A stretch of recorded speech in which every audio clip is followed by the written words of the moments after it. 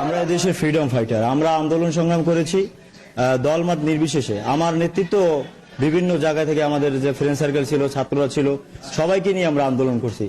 ওই সময় আমরা কোনো দল দেখিনি, আমরা আন্দোলন করছি দেশের স্বার্থে, দেশের সার্বভৌমত্বের স্বার্থে।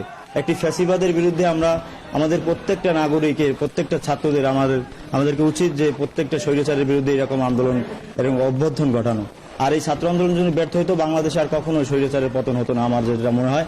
কিন্তু আন্দোলনের পরবর্তী সময় আমরা দেখি তারা দলের হিসাব করে তারপর এই সনদটা দিচ্ছে, কিন্তু আমাদেরকে ওরকম কোনো মূল্যায়ন করা হচ্ছে না। আমাদেরকে একটা দাবি যে আমরা যে আন্দোলন করছি এর প্রাপ্য সম্মানটুকু আমাদের দেওয়া উচিত। যেহেতু আমরা আন্দোলনের প্রত্যেকটা স্পটে আমরা আহত হয়েছি, আমাদের সহযোদ্ধারা তারা গুলিবিদ্ধ হয়েছে। আমি 17 জুলাই নতুল্লাবাদে আহত হয়েছি, গুরুতর আহত হয়েছি। তারপরে হাতেমালি কলেজে 4ই আগস্ট আমি আহত হয়েছি। প্রত্যেকটি আন্দোলন সঙ্গে আমার এভিডেন্স আছে, আমার সহযোদ্ধাদের এভিডেন্স আছে। তারপরও কেন আমরা এই প্রাপ্য সম্মান থেকে আমরা বিচ্ছিন্ন?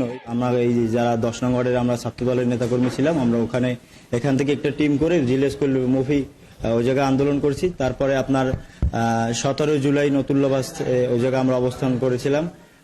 তখনও আমরা জানতাম না যে আমাদের ছাত্র দলের প্রত্যেকটি নেতাকর্মীরা এইরকম আন্দোলনে ছড়িয়ে গেছে।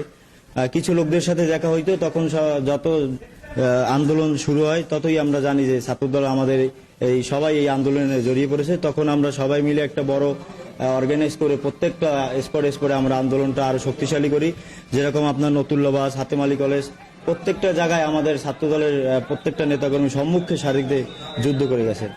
এখন এই বিষয়ে আমরা এত কষ্ট করে যদি আমরা এই ছাত্রদল করাটা আমাদের অপরাধ হয়, এই কারণে যদি আমাদের সনদ না দেওয়া হয়, এটা আমরা বর্তমান অন্তর্বর্তী সরকারের দ্বারা এই একটাই দাবি, ছাত্রদল করা যদি অপরাধ না হয় তাহলে আমাদেরকে এই সনদটা দিক।